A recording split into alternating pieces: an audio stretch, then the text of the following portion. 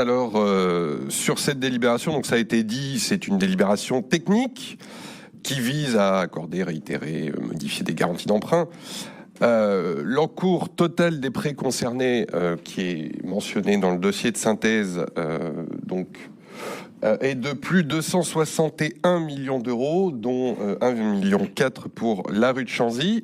Ça s'inscrit dans une mécanique qui est désormais massive. La ville garantit systématiquement l'endettement des bailleurs sociaux, en particulier celui de la RIVP, qui est déjà extrêmement élevé.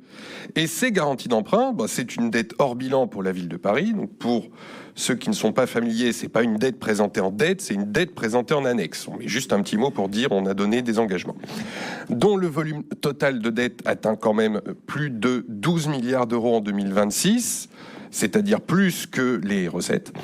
Donc 80% profitent du logement social. Donc nous sommes dans un contexte de finances municipales dégradées, avec une dette directe qui pouvant atteindre les 9,9 milliards d'euros en 2025. Donc on flirte avec les 10, on est au-delà de ce qu'on touche en recettes, et ces engagements sont devenus un risque financier que la ville ne peut plus ignorer.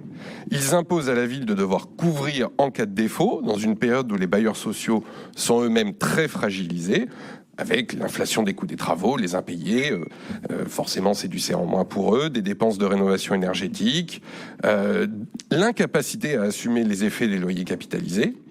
Donc, en réitérant ces garanties d'emprunt, la ville poursuit une politique qui aggrave sa vulnérabilité financière, limite sa capacité d'investissement, entretient une dépendance structurelle des bailleurs à la dette. Donc ça va à rebours d'une gestion prudente. C'est pourquoi nous voterons contre. Et pour faire plaisir à Adrien, puisque je considère que ça ne sert à rien de multiplier les interventions, juste quelques mots sur les deux DLH qui suivent. La DLH 428, pour laquelle, ça va vous surprendre, on va voter pour, et puis même chapeau pour ce programme. C'est un programme de création de logements, de la vraie, pour une fois. On convertit effectivement un ancien garage en logement, donc ça crée des logements là où il n'y en avait pas. 48 logements de plus dans le 11e arrondissement, c'est une bonne chose. Il y a un équilibre, somme toute, assez relatif entre les différentes catégories de logements, 13 PLAI, 15+, 10 PLS. Il y a 10 LLI, donc logement locatif intermédiaire, donc du logement intermédiaire. Et franchement, chapeau pour ce programme. J'aurais aimé en voir bien plus durant la mandature. À rebours, la DLH 437, donc là, c'est exactement l'extrême opposé. On vient à nouveau préempter et faire du logement social dans un iris de la pure, donc c'est-à-dire un pâté de maison, pour ceux qui ne sont pas familiers, où il y a déjà 55% de logements sociaux. Bravo la mixité.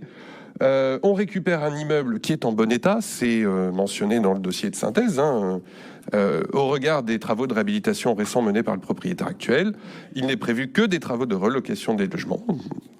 Donc l'intérêt de la préemption est plus que limité, avec un programme fortement déséquilibré. Donc celle-là, nous voterons contre. C'est toujours un plaisir d'assister au sketch d'Adrien Tiberti. Juste pour répondre sur les arguments qui viennent d'être soulevés. Alors la rénovation du parc social, c'est pas la première fois qu'on s'en parle. 300 millions pour faire les travaux que vous faites, les travaux indignes, appelons-les comme ça. Oui, avec 100 millions bien utilisés, on peut faire beaucoup plus que ce que la ville fait avec 300 millions jetés par les fenêtres. Mais ça, vous le sauriez si vous vous rendiez aux adresses concernées, ou si vous évitiez de balancer d'un revers de main aux occupants concernés qu'ils n'ont qu'à aller dans leur maison de campagne. Peut-être Yann Brossat pourrait-il leur prêter la leur. Enfin, la sienne, pardon. Ensuite, les bailleurs sont fragilisés, oui, par les loyers capitalisés. Vous avez fait les poches des bailleurs, des bailleurs avec les loyers capitalisés, et maintenant, tout le monde se trouve dans une situation financière désastreuse. C'est un fait. Et juste pour conclure, effectivement, je n'ai pas de leçon d'économie à recevoir de quelqu'un qui soutient une majorité qui a multiplié la dette parisienne par 13. Fallait quand même le faire. Ou le gouvernement de M. Hollande, qui avait quand même rajouté 341 milliards de dettes. On peut se lancer sur une bataille de chiffres. Mais oui, la dette, c'est bien quand elle est utilisée à bon escient, sauf que vous ne l'utilisez pas à bon escient. Bon. Oui, Très bien. on peut faire mieux avec 300 millions, avec 100 millions bien utilisés qu'avec 300 foutus par les fenêtres. Oui, absolument. Là, je suis en train de parler de travaux. Voilà. Moi, je suis en train de parler de travaux de rénovation. Mais voilà, il faut aller visiter les chantiers. C'est dur de sortir de sa mairie et de son petit confort, hein, c'est sûr. C'est difficile, sauf que nous, on l'a fait. On va voir les gens, on voit dans quel état vous avez laissé, après les travaux, les chantiers. Et c'est proprement indigne, et nous en avons déjà parlé dans ce conseil. Et je tiens à ta disposition les photos que j'avais prises à l'époque.